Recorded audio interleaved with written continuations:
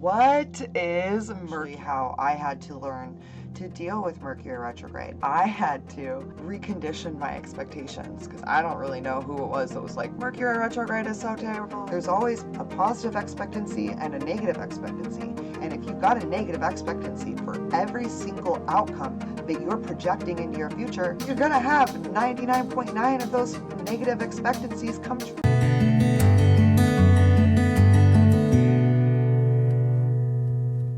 What is Mercury retrograde? I know you guys are trying to figure it out, right? Well, Mercury is literally the messenger of the cosmos.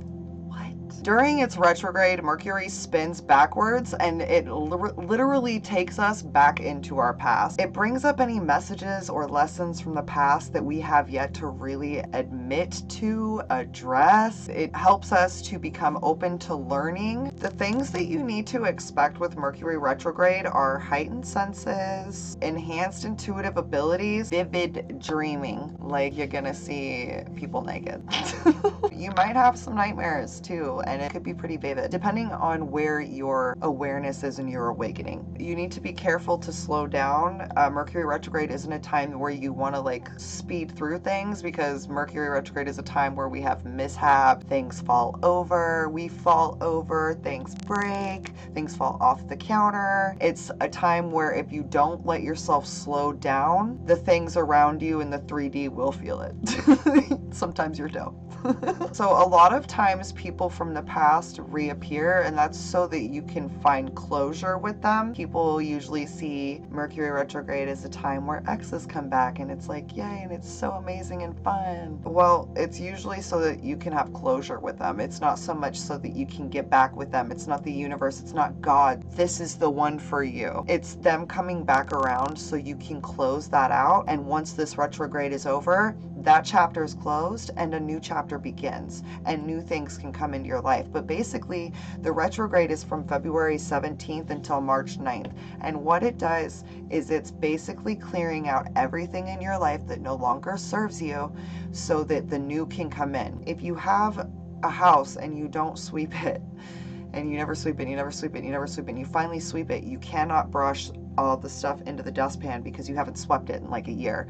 It's kind of the same thing. Mercury retrograde comes in and it's sweeping out all of the dust underneath our proverbial little rug, and by the proverbial rugs, that's all the stuff in our mental and our energetic and our physical realm that we haven't cleared out ourselves. Mercury can sometimes feel really difficult and challenging and like very traumatic to people. A lot of times it brings a lot of misalignment, miscommunications. You want to make sure to slow down. Like, that's why these things are happening. It's happening so it'll make you slow down. So a lot of people believe that Mercury is made mostly of iron, and as it is orbiting the sun and it's going reverse, it's actually getting closer to us. And so if you think about the magnitude of a planet that literally is made of iron coming down, the magnetic energies of that planet are always going to shift the magnetic energies of our planet, and in turn the energies in our body. The energy that comes with Mercury is a need to slow down energy, because if we go too fast, our energy, it's almost like it can't keep up with what's coming in. We have to slow down. We have to be able to ground it.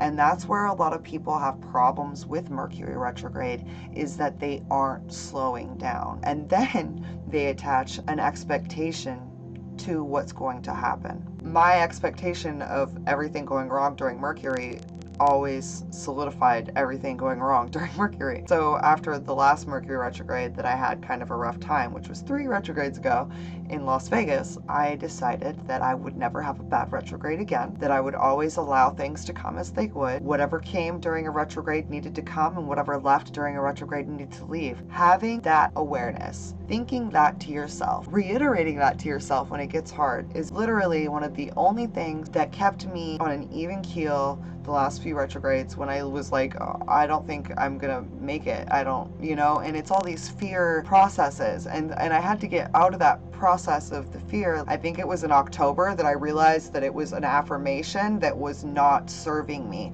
And just as quickly as I found that affirmation, I was able to flip it around. And not only did I flip that affirmation around where I was able to pay my rent fine, but I actually moved into a penthouse for my birthday. Yeah, so that it was like kind of like my birthday present to myself. Like, whoa, not only did I turn that belief around, but I manifested something so much bigger than what I had originally.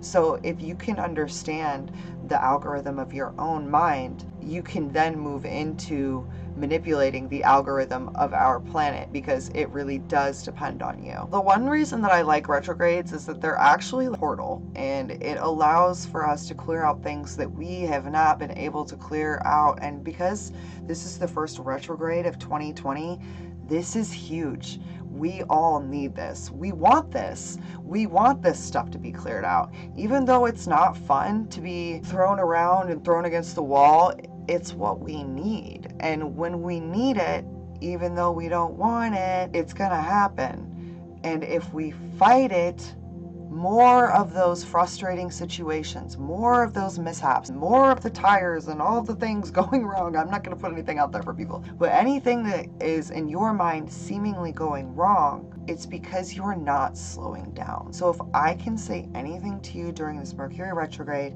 it is to slow down. Another thing that you don't want to do during Mercury retrograde is overthink and overanalyze about other people, because the same flow and ebb that you're going through of what is happening is also happening to everyone else around you. Everyone is being affected by this energy. So if you can remember how crazy you feel, and then look at the person next to you who might have done something that made you feel even crazier, and go, they probably feel the same way. It's gonna let you kind of catch yourself instead of just like freak out, because retrogrades, another reason people don't like them is because they can't hold their shit together and fights happen. And it's over little communicative stuff that didn't even need to happen, but because two people couldn't hold their tempers, the adults became the children. And so you have to be really, really careful about the energy that you're taking in. And if you're someone that's sensitive to energy, Mercury retrograde is not a time you want to go travel. It isn't a time that you want to go make plans, signing contracts that are really big. Usually Mercury brings in an energy of clearing it out. So whatever you do within this energetic time, it's probably going to be cleared out when it leaves again. So if you want to start something in Mercury with a person, sign a contract, whatever it may be, just be wary of the fact that that energy comes in and it moves out just as quickly as it came in. And I've said this before, but Mercury isn't bad, it's our expectation of it. There are Fortune 500 companies that have been started during Mercury retrograde that are some of the biggest companies in our world. So knowing that, there's an ability to go, okay, well, obviously the planets control some of the energy, but at the same time, their belief that their company was going to work was obviously stronger than whatever that planet was serving at the time. And that is actually how I had to learn to deal with Mercury retrograde. I had to recondition my expectations, because I don't really know who it was that was like, Mercury retrograde is so terrible, blah. I don't know if it was like watching tarot readers, or I don't know what it was. I also do tarot, so a lot of tarot readers are like, oh, it's Mercury. By the way, tarot readers all hold a lot of power. And remember that you're perceiving the cards through your vision of the world. So if you're having a negative day, you're going to perceive the Three of Swords as somebody getting cheated on. Maybe they just overcame some shit that really hurt their heart and they're strong as fuck. I showed my 10-year-old what the Three of Swords in the tarot was, and I said, what do you think this means? And my 10-year-old looked at me and went, strength. Damn, that one took me by surprise. Because the Three of Swords, the majority of the world just goes, somebody's been cheated on. And that's the easy way out. They're reading a picture, and yeah, sure, that's obviously gonna attach itself to somebody's story, but I feel as if we have so much more power in those cards and in the messages that we're delivering that we could, I don't know, maybe see it the way my 10-year-old did. Straight up, strength. It was just so much conviction, like the strength. Yeah, Three Swords in the heart, you've been through it. Strength. Like, I'm like, yeah, I like that. I like that view of the Three of Swords. Because, yeah, the Three of Swords usually ensues in some sort of strength afterwards. Totally applies. So that's also another thing I want to say about the retrograde, is because I did that for a long time. And for a long time, I was always like, oh no, retrograde. And shit would go haywire because I was like, oh no, retrograde. So if I could tell you anything, it's don't expect the worst. Like, and this just isn't with Mercury retrograde, this is with anything. There's always a positive expectancy and a negative expectancy. And if you've got a negative expectancy for every single outcome that you're projecting into your future, you're going to have 99.9 of those negative expectancies come true. So you, again, are always being the source creator that you are, but you're not grasping what that means. And I don't want to put out any expectations of, oh my God, Mercury retrograde's terrible, but it's good to know these things. Like it is good to know these things, because if you know how the planets work, you're able to make the best educated decisions for yourself. So whenever someone says, this is bad, that's bad, they're projecting their own personal experiences onto you. I'm using terminology that I know that the collective uses, because a lot of the collective, they haven't gotten to this point of awareness where they're realizing that they're source creators, but then they give all of one planet all of this power, which is ridiculous. And the other planets, yes, they do hold power. We are source creators, and it's our minds that create what we envision and deal with. So I do not believe that Mercury is more powerful than my mind. Therefore, Mercury retrograde isn't going to fuck me up. It's going to bring back people that I would like to talk to. I'm going to be able to heal things that I need to heal. And my computer never messes up. I never have problems with my computers during Mercury retrograde. My phone actually started working during Mercury retrograde because I've reconditioned my mind that when Mercury retrograde comes around, things just work great. So it took me a little bit. I want to say it took me like 3 retrogrades ago was the big So it's been 2 retrogrades since that last one where I had to recondition my mind. But if you can do that, when a retrograde hits, you're just like, damn, I'm going to work with the planets.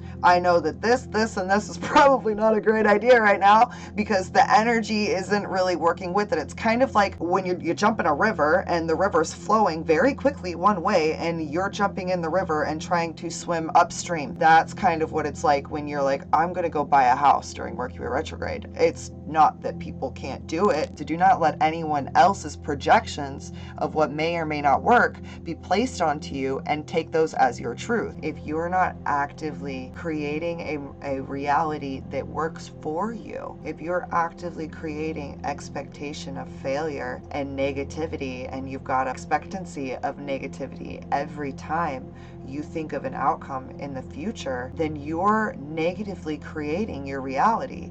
And I hate to say it to you, but whatever you're dealing with right now, you have brought on yourself by the thoughts and the things that you have expected. So if I can share anything with you, it's to remind you that you are the author of your life. No one else can place a narrative onto you without you attaching yourself to that character. So the next time someone tells you something about yourself, you just need to look at it. Put what they've said to you on a piece of paper and read it back to yourself as if you were reading the character to a potential part. And it is up to you, no one else. That director wants you. It is up to you, the actor, to choose if he's going to attach himself to that part or not. And if somebody puts narrative onto you that doesn't go with what you're going for, sorry, I don't want that part. I don't subscribe to this. And that's it. And you leave it at that. So what I want you to do is say out loud right now, I am the author of my story. And just remember that anytime anyone hands you any sort of ideal, projection, narrative of who they think you are, you hear what they say, observe it, don't react, and then take another second and observe a second further. Does that apply to me? No, I don't subscribe to that. Sorry, director, you can take that back. That's a terrible part. I don't, no, and leave it at that. I am the author of my story. And remember, Mercury retrograde is here to help you. You're gonna make triple the amount of money that you usually make during retrogrades. Watch. All right, guys, I'm gonna let you go. My business side, the service site Clarity Couture, will be fully up and running right now. It's just kind of a landing page for you guys, so that's not the full site. But I've been working really, really diligently, coding like crazy. And anyone that says that what I'm doing as my passion isn't for me, I implore you to find your passion. Because the minute that you find your passion, you're not gonna wanna eat, you're not gonna wanna sleep, you're not gonna wanna do anything but do what you're here to do, because that's what you're here to do, and you're just so excited about what you're here to do. And that's all it is. There's nothing wrong with me. I'm excited to start the rest of my life. And that's what we're here for, to have that bliss, that excitement. And it's Mercury retrograde, and I'm still so excited. So if I can be excited and recondition my mind that my phone literally works better during Mercury, then so can you. You can condition your mind that you make triple the amount of money you make normally on Mercury retrogrades. You always have money coming in during Mercury retrograde. Tell yourself a new story and stick to that story. I want you to say to yourself right now, I am the author of my story. And remember that whatever you attach yourself to, that becomes your character. So someone is telling you that you have to be this way, you have to do that. Oh, you should only work 15 hours a week on what you are trying to build. You're trying to build a new business. You should definitely not put everything into it.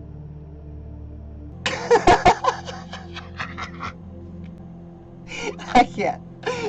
So you read that script and go, if I want my business to succeed, would 15 hours a week or 55 hours a week probably get me there? And you attach that narrative to your own, not attaching it and holding it there, but kind of step into the character's pants, right? Just step in there for a minute. See how they fit. So I'm going to tell you right now, anyone that tells me that I shouldn't work non-stop on something that I'm building because it's a business and I'm building an empire, their pants don't fit. Their pants are way too tight for me. I don't got that type of, no. So I implore you to remember, I am the author of my story. Say it again. I am the author of my story. And remember that no one can tell you who your character is but you. All right, guys, it's Lindsay with Clarity Couture. I hope that you have an amazing, amazing day. Your body is a vehicle for your soul. I hope that you drive yourselves well, my friends. Namaste.